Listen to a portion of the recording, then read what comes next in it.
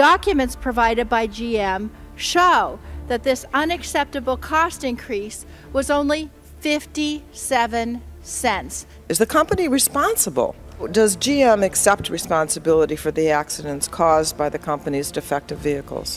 এইমাত্র আপনারা যে ভিডিওটা দেখতে পারলেন সেটা হচ্ছে জেনারেল মোটরসের একটা ভুলের ডিসকাশন। জেনারেল মোটরসের গাড়িতে ইগনিশন সুইচে প্রবলেম হয়েছিল আর তার জন্য 13 জনের ডেথ হয়ে গেছিল। তাই জেনারেল মোটরসের সিইও মেরি বারারকে এখানে ক্রিটিসাইজ করা হচ্ছিল। আর এরকমভাবেই টেসলা আর ফোর্ডের মতো কোম্পানি AM রেডিও যখন সরিয়ে দেওয়ার ডিসিশন নিল তাদের গাড়ি থেকে, তখন US কার মার্কেট থেকে তাদের ডাকা হলো এবং তাদের উপরে হেভি ফাইন ইম্পোজ করা হলো। কারণ AM রেডিও যদি সরিয়ে দেয় তাহলে সরকার ইম্পর্টেন্ট ব্রডকাস্ট কী করে করবে, তো এর জন্য একটা হেভি ফাইন ইম্পোজ করা হয়েছিল। আর এর থেকে কোরিয়ান জাইন্টও বাঁচেনি, যেরকম হিউন্ডাই আর কিয়া, তাদের উপরেও হেভিলি পেনাল্টি করা হয়েছে। তো আমার কাছে একটা সিম্পল কোশ্চেন, যখন কোরিয়ান ব্র্যান্ড বা যখন টেসলা বা ফোর্ডের মতো আমেরিকান ব্র্যান্ড যখন আমেরিকার মধ্যে থেকে এত বড় ফাইনের শিকার হয়ে যায়, তখন ইন্ডিয়াতে এত রুলস স্ট্রিক্ট, যেখানে পিইউসির জন্য এত লম্বা লম্বা ফাইন আর রোড ট্রান্সপোর্টের নামে এত বেশি ফাইন, গাড়ির উপরে রেস্ট্রিকশন, 15 বছর পেট্রোল, 10 বছর ডিজেল, এত কিছু, তাহলে গাড়ির যখন প্রবলেম হয় তখন কেন সরকার এটাতে কোনো রকমের কোনো ইনভলভমেন্ট নেয় না? তো এটা আমার প্রথম কোশ্চেন আজকের এই ভিডিওতে। তো আজকের এই ভিডিওতে আমরা মূলত কথা বলবো যে গাড়ি রিকল কাকে বলে, আর রিকল কোথায় কোথায় হয়, আর কেন এটা ইন্ডিয়াতে ইমপ্লিমেন্ট হচ্ছে না। এটা কি সরকারের কোনো মাথা ব্যথা নেই? এটা কারণ এটা একটা সেফটি ইস্যু কোথাও না কোথাও চলে আসে। যখনই কোনো ইউরোপিয়ান কান্ট্রি বা আমেরিকান মার্কেটে যখনই কোনো গাড়ির কোনো রকমের প্রবলেম হয় তখন সেটাকে রিকল করা হয়, আর যদি সেই কোম্পানি ঠিকঠাকভাবে যদি সেটা অ্যাড্রেস না করে তাহলে কোম্পানির উপরে হেভিলি ফাইন ইম্পোজ করা হয়, আর এর জন্য অনেক কোম্পানি ব্যাংকারাপ্ট হয়ে বন্ধ অবধি হয়ে গেছে। তো ইন্ডিয়াতে কেন হয় না? যেরকম আমি আপনাদেরকে একটা ছোট্ট এক্সাম্পল বলবো। রিসেন্টলি জয়পুরের মধ্যে একটা ঘটনা হয়েছিল, যেটা MG হেক্টরের মধ্যে আগুন লেগে গেছিলো। আগুন লাগার ফলে ফ্লাইওভারের নিচে থেকে গাড়িটা অটোমেটিকলি সামন দিকে যাচ্ছিল। তো এটা কতটা ডেঞ্জারাস হতে পারে, আর সেরকমভাবেই MG হেক্টরের নানান গল্প আছে। মুম্বাইতে MG হেক্টরের সেম গল্প হয়েছিল, দিল্লিতে MG হেক্টরের সেম গল্প হয়েছিল, আগুন লাগার গল্প।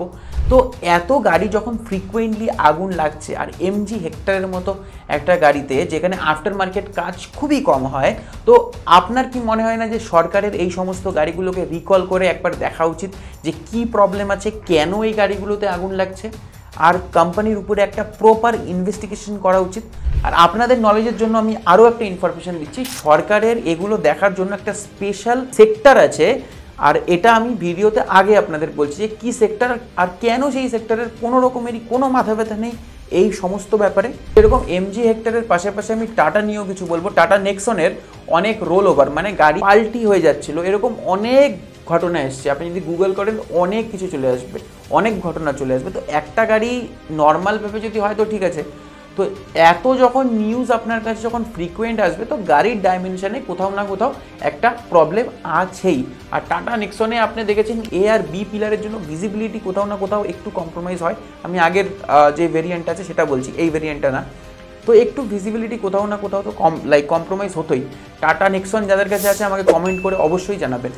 রোল ওভার বা অ্যাক্সিডেন্ট বা আগুন লেগে যাওয়া, এই সমস্ত অ্যাক্সিডেন্টগুলো কিন্তু সোশ্যাল মিডিয়াতে রিপোর্ট হয় না বা নিউজে রিপোর্ট হয় না, কিছু সংখ্যক রিপোর্ট হয়। তো এত রোল ওভারের যখন ঘটনা হয়েছিল, ব্রেকিংয়ের কিছু লোকের প্রবলেম ছিল, তখন টাটাকেও কিন্তু ইন্ডিয়াতে কোনো রকমের কিছু রিকল বা কোনো রকমের কোনো ফাইন, ইভেন ইনভেস্টিগেশন অবধি এটা নিয়ে কিছু হয়নি। এর জন্য একটা রেগুলেটরি বডিও আছে সরকারের, যার নাম CCPA, central consumer protection authority, যেই সংস্থা এটা এনশিওর করে যে কোনো ফলস অ্যাডভার্টাইজমেন্ট বা আনফেয়ার ট্রেড যদি কোনো কোম্পানি করে তাদের উপরে লিগাল অ্যাকশন নেয়। তো কেন এই সংস্থা এই বিষয়ে কোনো রকমের কোনো ইনভলভমেন্ট নেই বা কোনো রকমের কোনো মানে আর্টিকেল, কোনো রকমের কোনো বিজ্ঞপ্তি কিছু নেই, কেন নেই সেটা নিয়ে আমার মনে হয় একটা কোশ্চেন উঠানো অবশ্যই উচিত।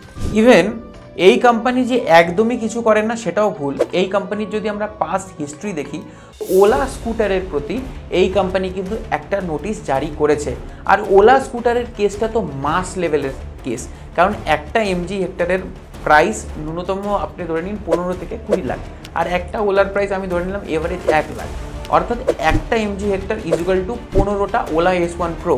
তো যখন মাস লেভেলে রিপোর্ট হলো তখন এই সংস্থা অবশ্যই একটা ওলাকে নোটিশ করেছিল, আর ওলা তার জবাবও দিয়েছিল যে তাদের গাড়িতে এত বেশি আগুন কেন লাগছে, আর সেই প্রেসারে কিন্তু ওলা তার গাড়ি রিকলও করেছে। তো আমার কাছে বারবার ওই একই কোশ্চেন যে 15 থেকে 20 লাখ টাকা হার্ড অ্যান্ড সোল পয়সা লাগিয়ে যারা গাড়ি কিনছে তাদের গাড়িতে এরকম প্রবলেম হচ্ছে, তো একটা নোটিশ যদি সিসিপিএ যদি ইস্যু করে তাহলে তাদের গাড়িগুলো রিকল হবে, তাদের প্রবলেমগুলো ফিক্স হবে, কেন তাদেরকে ডিলারশিপের সাথে গিয়ে ঝগড়া করতে হবে, কেন তাদেরকে সোশ্যাল মিডিয়াতে এত কথা বলতে হবে? তো আমার মনে হয় এটা কোথাও না কোথাও একটা চিন্তাজনক বিষয়, আর সরকারের এটা নিয়ে অবশ্যই মাথা লাগানো দরকার।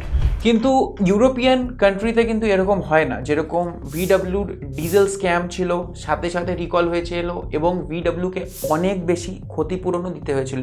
আর ভিডিও শুরুতেই যে আমি বললাম যে অনেক কোম্পানি ডুবেও যায়, তার মধ্যে টাকাটা এয়ারব্যাগ। টাকাটা হলো একটা এয়ারব্যাগ বানানোর কোম্পানি, যার এয়ারব্যাগ টয়োটার মতো ব্র্যান্ডের গাড়িতে ফিটিং হয়ে আসতো, কিন্তু তার এয়ারব্যাগ একটু লেটে ডিপ্লয় হতো, তাতে অনেক লোকের প্রাণ চলে গেছিলো, আর এর জন্য টাকাটা অলমোস্ট ক্লোজ হয়ে গেছে। টাকাটা সম্বন্ধে যদি আপনারা আরও ডিটেল জানতে চান, টাকাটা এয়ারব্যাগ কোম্পানি কী করে ডুবলো অ্যান্ড কী ছিল ক্লজ, তো কমেন্ট সেকশনে আমাকে লিখে জানান #টাকাটা। তো টাকাটার সম্বন্ধে একটা নতুন ভিডিও আমি দেওয়ার চেষ্টা করব। আর আকিও টয়োটা কিন্তু 2010-এ এর জন্য ক্ষমা চেয়েছিল, আর টোটাল $100 বিলিয়ন থেকেও বেশি খরচা হয়েছিল গাড়িগুলোকে রিকল করে এনে এগুলোকে ফিক্স করে তারপর কাস্টমারের কাছে রিটার্ন করাতে। আর সেরকমভাবেই রেনল্টের যে ইমিশন স্ক্যান্ডেল হয়েছিল সেটারও কিন্তু পর্দাফাঁস এইভাবেই হয়েছিল। ইভেন সরকারি এজেন্সি এটার পিছনে নিজে ইনভেস্টিগেশন করে পেয়েছিল যে ইমিশন স্ক্যান্ডেল হচ্ছে, আর এখানে কিন্তু রেনল্টের উপরে হেভি ফাইন ইম্পোজ করা হয়েছিল। ইন্ডিয়াতে যখন এত লজ, এত কিছু স্ট্রিক্ট, এত কিছু ফাইন, তো কনজিউমার সেফটি কোথায়? কে এনশিওর করবে কনজিউমার সেফটি? তো আপনার কি মনে হয় যে এটা কি আন্ডার দ্য টেবিল হচ্ছে, নাকি কারাপশন হচ্ছে, নাকি এই রেগুলেটরি বডি কোনো কাজই করতে চায় না? কমেন্ট সেকশনে আমাকে অবশ্যই জানান। আর এটাও আপনি জানান যে আপনারা এত হেভি ট্যাক্স, জিএসটি আর এত বেশি পে করছেন, কিন্তু আপনাদের সেফটি এনশিওর কে করবে? অবশ্যই গভর্নমেন্ট। তো গভর্নমেন্ট কেন আপনাদের সেফটি এনশিওর করছে না, আর অটোমোটিভ কোম্পানিগুলোতে কেন ফাইন ইম্পোজ করছে না? অ্যাটলিস্ট তাদের ইনকোয়ারির অধীনে তো নিয়ে আসা উচিত, অ্যাটলিস্ট একটা ইনকোয়ারি হওয়া উচিত যে এই কোম্পানিগুলো এই সব করছে। আমার কোনো কোম্পানি বা কাউকে ক্রিটিসাইজ করার কোনো রকমই কোনো উদ্দেশ্য নেই এই ভিডিওতে, কিন্তু যেটা সত্যি আর যেটা ট্রুথ সেটা আমার মনে হয় তুলে ধরা কাজ, আর সেটা আমি তুলে ধরার সর্বদা চেষ্টা করেই যাব। আর আমার মনে হয় 4th লার্জেস্ট অটোমোবাইল মার্কেট হিসাবে ইন্ডিয়ার গভর্নমেন্ট এটার উপরে অবশ্যই টেক কেয়ার করা উচিত, আর প্রবলেমগুলোকে খুবই তাড়াতাড়ি ফিক্স করা উচিত। কারণ আপনার যখন ট্যাক্স এত হাই, যখন আপনার ফাইন এত হাই, তখন আপনার কনজিউমার যারা সরকারকে ট্যাক্স দিচ্ছে তাদের সেফটিটা গভর্নমেন্টেরই এনশিওর করা দরকার। সলিউশন তো আমি এটা দিতে পারবো না, এই বিষয়ে খুবই ক্ষুদ্র যে আমি সলিউশন দেব, তবুও আমার মনে হয় যে একটা আলাদা করে রেগুলেটরি বডি বা এই বডিটাকেই আরও স্ট্রং করে অটোমোটিভ মার্কেটে কি হচ্ছে না হচ্ছে পুরো ডিটেল রিপোর্ট আর পুরো কোম্পানিগুলোকে ট্র্যাক করা, চাই মোটরসাইকেল হোক, চাই কার হোক, চাই ইভিওয়ালা হোক, যাই হোক, আমার মনে হয় যে তাদের উপরে ট্র্যাক করে যদি তাদের কোনো রকমের কিছু প্রবলেম থাকে তাদের উপরে ফাইন বা ইনভেস্টিগেশন, যাতে এই জিনিসগুলো প্র্যাকটিস না হয় আর এরকমভাবে যাতে কারো প্রাণ হারাতে না হয়। তো ততক্ষণ অবধি যদি আপনি বাইক চালান তো হেলমেট পরুন, কার চালান তো সিট বেল্ট পরুন, সেফ থাকুন, সেফ চলুন, আর আপনার গাড়ির গল্প আপনার ভাষায় শুধুমাত্র বাংলা টর্কে। Till then signing of.